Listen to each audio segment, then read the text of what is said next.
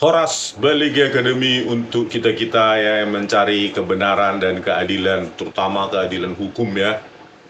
Tetapi bagaimana Indonesia ini bisa menegakkan hukum yang tegas kalau jaksa-jaksanya poya-poya, hartanya fantastis, ya kan?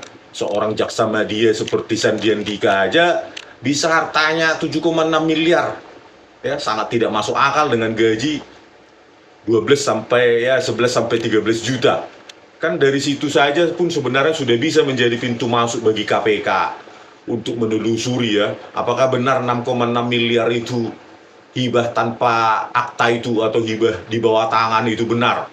Kan itu kan sudah harus ditelisik itu ya. Belum lagi Jaksa Agung Sanitiar Burhanuddin hartanya 11,8 miliar ya, bangunan dan tanah dan bangunan 5, sekian miliar, uang cashnya atau setara cashnya itu 6,1 miliar, gajinya berapa? Dari situ kan sudah bisa ya, tidak masuk akal, fantastis sekali mengingat gajinya gitu loh. Itu sebenarnya bisa ditelisik. Tapi kalau beraninya sama kita rakyat jelata ini ya Pak Prabowo, ya gini-gini aja lah penegakan hukum di Indonesia ya. Oke, kita review kembali ya beberapa jaksa kotor yang terlibat suap-suap itu. Apa itu Pinangki, terus siapa lagi itu? Sirus Sinaga, terus satu lagi apa itu? Mantan Aswitsus Kejati Jawa Tengah. Kusmin. Oke, yang pertama. Pinangki ya. Nah, mantan jaksa Pinangki divonis 10 tahun penjara, terbukti terima suap sebesar 7 miliar dan lakukan pemufakatan jahat untuk bebaskan Joko Chandra. Menerima 7 miliar, enak kali ya Pinangki. Dihukum berapa tahun itu? 10 tahun, tapi nanti banding menjadi 4 tahun. 10 tahun, terus setelah itu banding menjadi 4 tahun di korting. Habis itu nanti udah bebas bersyarat, hanya menjalani 2 tahun. Hanya menjalani 2 tahun penjara. Ya, aduh, kena suap 7 miliar. Cuma menjalani 2 tahun penjara. Waduh, enak kali nih Pak Prabowo. Kenapa nggak dihukum apa itu? Ini leher. Itu harusnya ya. Dia penegak hukum harusnya ya harus begitu. Biar jangan ada lagi yang kotor. Ya, supaya rakyat bisa mencari keadilan. Kalau begini jaksa-jaksa semacam ini, ya harta fantastis. Ya, mulai dari Jaksa Agung hartanya 11,8 miliar. Sandian Dika aja masih jaksa media sudah 7,6 miliar.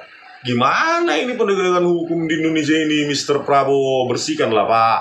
Walaupun ini mungkin peninggalan dari rezim-rezim sebelumnya, ya kami memohon sebagai rakyat supaya janji politik Anda bisa ditepati ya. Terus selanjutnya Sirus Sinaga itu gimana itu kasusnya? Ini Sirus Sinaga ya, tahun 2011.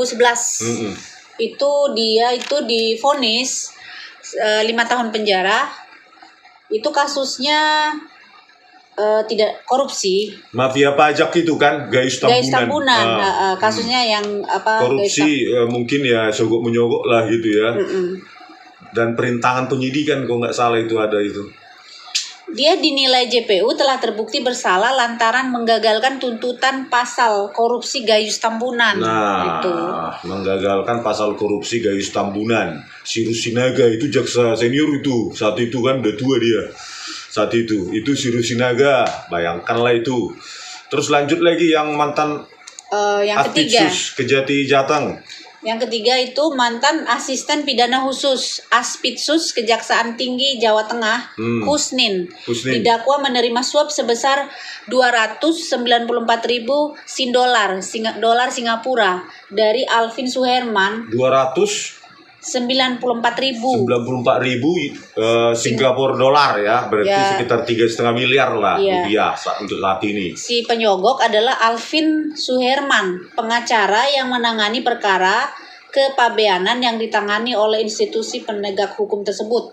Pokoknya dia disogok pengacara. Alvin Suherman. Aduh, rusak ya, bekerja untuk menegakkan hukum malah menginjak-injak hukum. Dihukum berapa ratus tahun dia? Di sini dia nggak ada ya, dia nggak ada. Divonisnya itu udah bebas lah mungkin dia ya. Banyak lagi jaksa-jaksa lain, nanti kita korek satu-satu ya. Aduh, gimana ini bah ya, pantas saja ya sogokannya sudah bilangan-bilangan miliaran ini ya. Ya, saya jadi curiga ini, bagaimana getolnya si Sandi Handika ini, jaksa ini menolak bukti ilmiah. Ya, alasannya adalah apa itu? Metadata salah ketik. Ya, itulah saking getolnya dia menolak bukti ilmiah. Ya. Pak Prabowo, tolong periksa ini orang Sandi Handika ini, Pak Prabowo. Ya. Ya. Karena apa? Kekayaan itu naik 5 miliar hanya dari 2014 ke 2019. Ya, di situ ada kasus Jessica Kumala Wongso 2016. Kok bisa meningkat 5 miliar dalam 5 tahun? Dan dia getol sekali melakukan pembelaan terhadap itu manipulasi bukti rekayasa yang direkayasa dengan e-right shop oleh Muhammad Noel Azhar. Sudah kita tunjukkan di persidangan, tapi tetap dia bersikeras. Nah, ini kan perlu ditelisik ini KPK ini. Perintahkan dong Pak Prabowo KPK menelisik orang ini, Sandi Handika ini. Ya. Kok bisa dia? Harusnya kalau udah bukti ilmiah disajikan, oke Pak, nanti kita cari ahli lain. Gitu loh untuk meneliti. Ini enggak, tolak aja langsung. Nah ya, tadi selalu saya bilang loyalitas buta ya umumnya itu karena duit. Gitu. Loyalitas buta pasti karena duit besar, bukan duit kecil. Bukan uang kopi 50.000 itu, ya kan? Nah, ini Pak Prabowo tugas Anda, terutama jaksa satu ini, Sandi Handika ini, kok bisa hartanya itu 7,6 miliar masih jaksa media, ya? Hibah tanpa akta 6,6 miliar tanah dan bangunan. Tolong diperiksa ini Pak Prabowo, ini jaksa satu ini, ya, dari mana uang-uangnya ini, ya? Oke, gitu aja Ternyata dulu. dia 2,5 tahun tadi yang Aspitsus itu dengan 3 miliar. Aspitsus tadi 3,5 miliar. kejahatan itu cuma 2,5 tahun. Iya, dijatuhi hukumannya sangat ringan dia. Ringan-ringan ya kalau jaksa itu kena suap ya. Ya karena yang menuntut juga jaksa juga rekannya kan. Jaksa terdakwa, penuntutnya jaksa. Nah, bisalah mereka kolaborasi kan, tuntut saya sekian ya, sekian kita kan sudah dongan, teman gitu kan. Ya Pak Prabowo bentuklah undang-undang untuk perampasan aset koruptor, maling uang rakyat, suap, terutama mulai untuk jaksa, hakim, dan polisi. Terus buat juga undang-undang pembuktian terbalik dari aset mereka dari mana saja. Ya, jadi perampasan aset dan pembuktian terbalik itu penting Pak Prabowo. Kalau memang Anda serius dengan janji politik Anda, kalau nggak serius ya udahlah. Ngapain kita bahas lagi kan? Itu cuma itu retorika dalam orasi politik kan gitu kan. Oke, sekian dulu ya dari kami Baliga Academy di Tebian Danau Toba yang indah. Horas.